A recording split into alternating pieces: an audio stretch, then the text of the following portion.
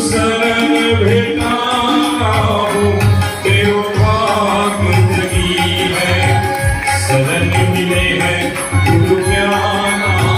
नाम देता हूँ आप सबको बहुत बहुत धन्यवाद। बोलिए सद्गुरु देव की जय।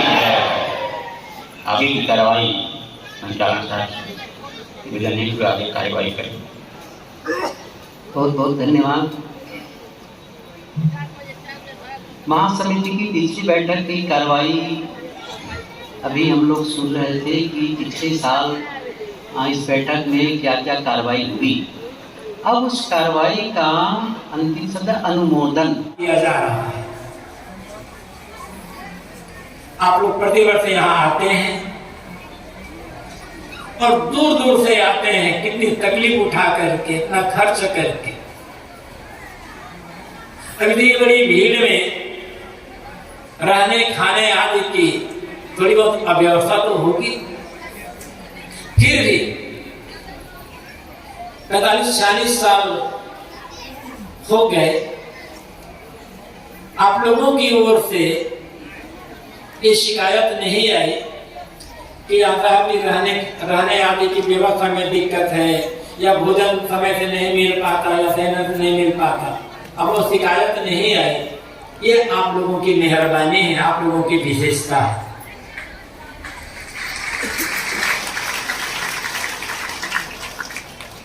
इतनी बड़ी भीड़ में तो त्रुटियां होगी ही, फिर उन त्रुटियों को आप लोग संभालते हैं, सहते हैं। इसके लिए आप सबको बहुत बहुत धन्यवाद है, बहुत बहुत आभार है।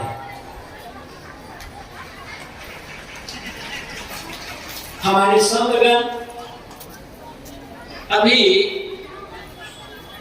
सितंबर महीने में 4 सितंबर से 11 सितंबर तक यहाँ ध्यान शिविर का आयोजन था। अध्यक्ष कौन है? जब से संस्थान का निर्माण हुआ है, गुरुदेव जी की कृपा रही है, संतों का अनुग्रह रहा है, छोटे बड़े किसी के मन में पद की लिप्सा, पद का मोह नहीं रहा है। गुरुदेव जी जब थे तभी उन्हें जबरदस्ती कहा जाता था कि तुम्हें इस पद में रहना, तुम्हें इस पद में रहना है। संत कहते थे कि नहीं साहब, हमें पद नहीं चाहिए, वैसे सेवा करेंगे। और अभी आश्रम के जितने भी संत हैं, छोटे सीनियर जूनियर नए पुराने, किसी के मन में ये भाव नहीं है कि मुझे ये पद मिलना चाहिए, उनको क्यों दे दिए, मैं ज्यादा योग्य हूं। किसी के मन में ये भाव नहीं है। और किसी के मन में व्यक्तिगत स्वार्थ भावना नहीं है।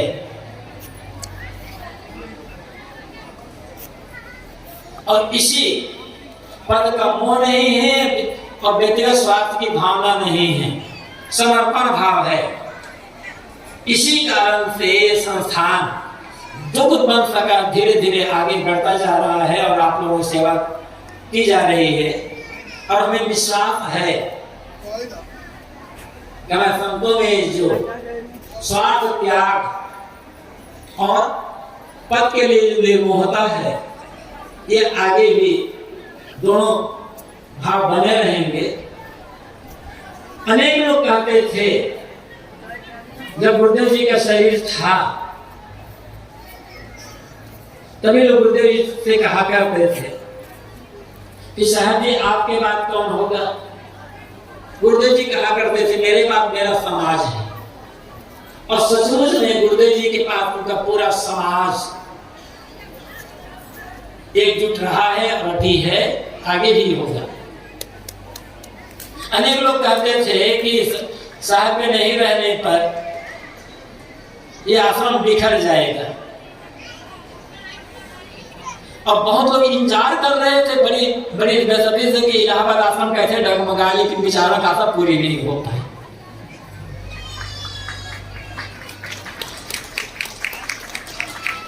ये क्यों? आश्रम के संतों का समर्पण भाव, त्याग भाव, सेवा भाव। कोई भी छोटी बड़ी संस्था हो, उसके जितने भी मेंबर हैं, उसे जुड़े हुए अन्य लोग, जब तक उनमें स्वार्थ त्याग होगा, सेवा का भाव होगा, समर्पण का भाव होगा, पद के लिए निर्मोहता होगी, वो संस्था धीरे धीरे आगे बढ़ती जाएगी, चाहे वो घर हो, चाहे समाज हो, चाहे और कोई हो। और जितना हमें सेवा और समर्पण का भाव होता है, स्वार्थ त्याग भाव होता है, हम स्वयं ही व्यक्तिगत रूप से भीतर से प्रसन्न, आह्लादित और आनंदित रहते हैं। यही तो है। गुरुदेव जी ये कहा करते थे, शुरू में जब इस आश्रम का निर्माण हुआ, पीतलनगर में 2-3 कमरे का निर्माण शुरू में हुआ, वहां संत रहते थे। गुरुदेव जी कहा करते थे, तुम्हारे पास भौतिक संपत्ति नहीं है, कोई बात नहीं, उसकी चिंता तो नहीं करना है। इस कॉलोनी में हम लोग जब आए तो किसी से कोई परिचय नहीं था, बिल्कुल अपरिचित जगह बैठे, यहाँ एक भी गैरपंथी भगत नहीं थे, लेकिन फिर भी बैठे और रहने लगे। तो गुरुदेव जी कहते थे कि तुम्हें किसी के यहाँ कोई चीज मांगने के लिए नहीं जाना है, रसीद बुक लेके, न कार्यक्रम के लिए न किसी के लिए। यदि तुम्हारे पास खाने के लिए ना हो, तुम 2 दिन से भूखे हो, फिर भी तुम्हें किसी के हम मांगने के लिए नहीं जाना है, भूखे रह जाना, किंतु मांगने की नौबत नहीं आनी चाहिए। भूखे भले रहना, किंतु अपने त्याग और वैराग्य भाव को बना करके रहना। एक कॉलोनी वालों को पता चलेगा कि यहाँ आश्रम है, यहाँ सब 2 दिन से भूखे हैं, तो खुद ला करके दे देंगे। लेकिन आप लोगों की कृपा कहें, चाहे आप लोगों की सेवा भावना कहें, आप लोगों का सहयोग कहें, कभी भूखे रहने की नौबत नहीं आई, और बल्कि इतना हुआ कि हम लोगों को खिला सके, ये स्थिति आप बनाए, ये आप लोगों का ये सहयोग का फल हुआ है।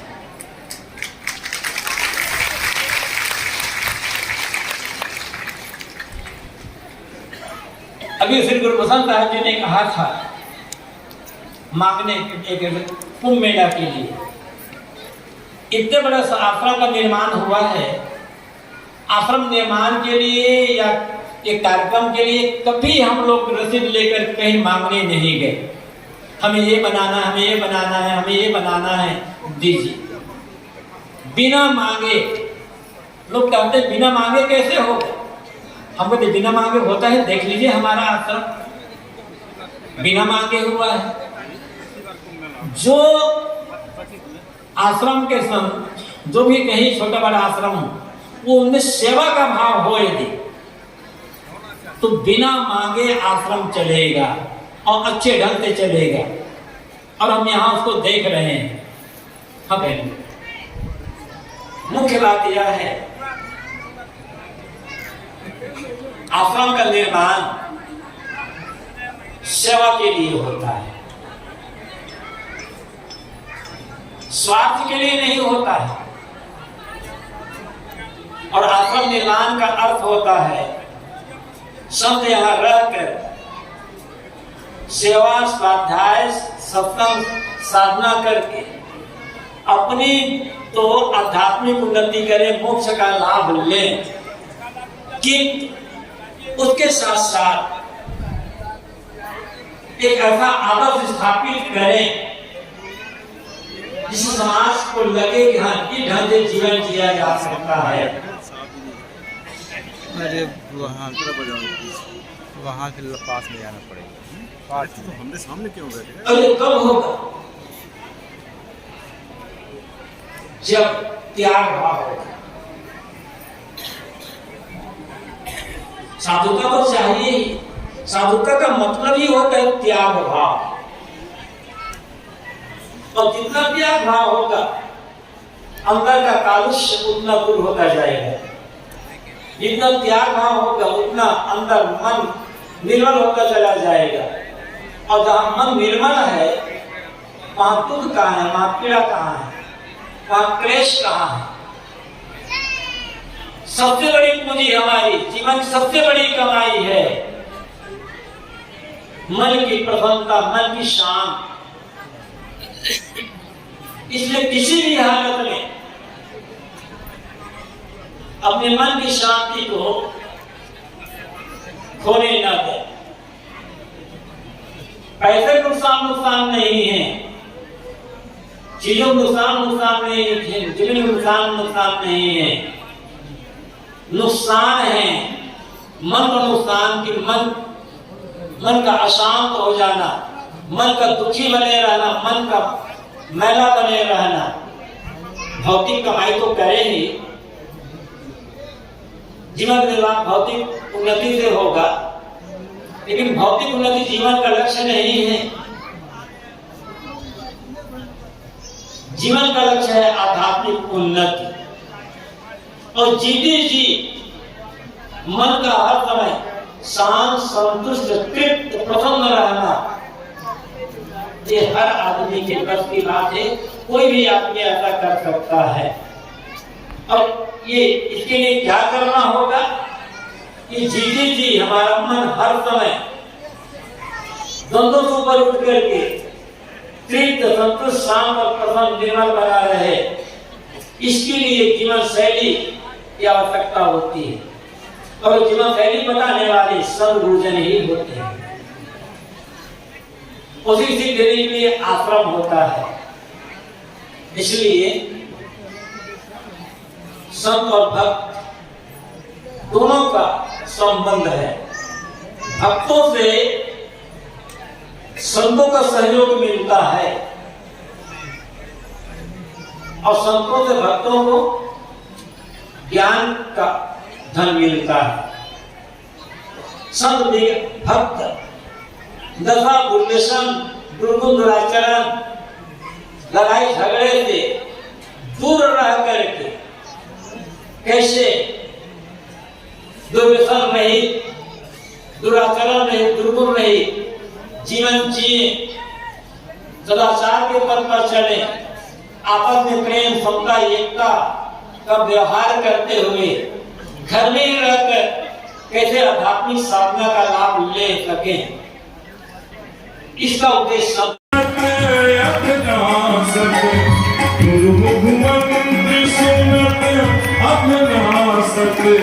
निर्मल ज्ञान उगाना हो। मेरो भाग्य जगी है, शरण मिले है गुरु ज्ञान हो।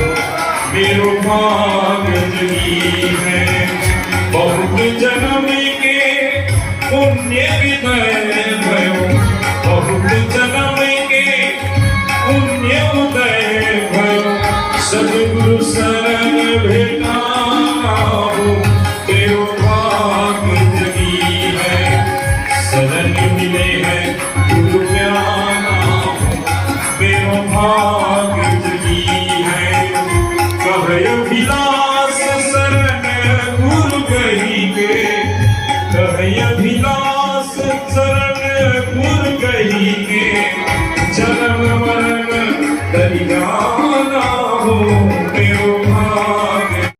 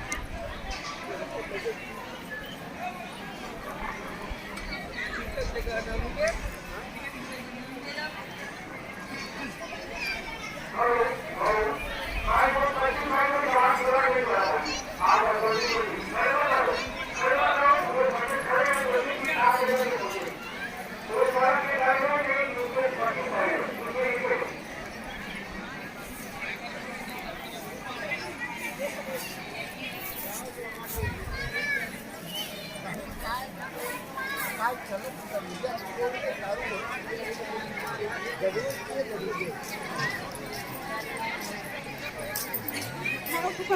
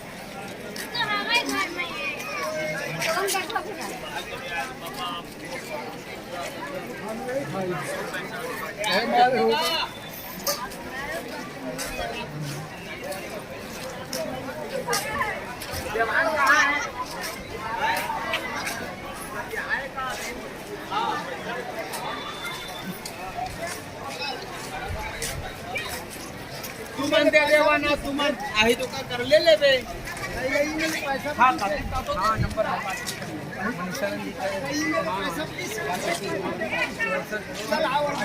भाई का हीरो मन का भाई इसमें यदि आप ससुर हैं, यदि आप सास है, ये कोई भी पढ़ सकता है। यदि आप भाई हैं, ये क्या कैसे कर्तव्य होने चाहिए इनके?